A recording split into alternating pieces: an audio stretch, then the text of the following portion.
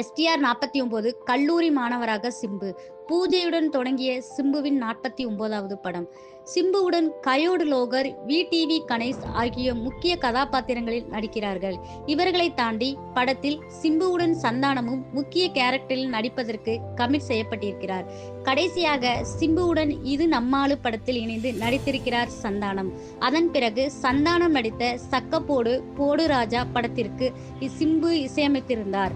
நீண்ட நாள் இடைவெளிக்கு பிறகு இந்த கூட்டணி இணைவதால் பெரிய எதிர்பார்ப்பும் நிலவி வருகிறது. சிம்புவுக்கு என்றும் நோ சொல்ல மாட்டேன் என டிடி நெக்ஸ்ட் லெவல் படத்திற்கான ஆனந்த விகடன் நேர்காணலில் சந்தானம் கூறியிருந்தார்.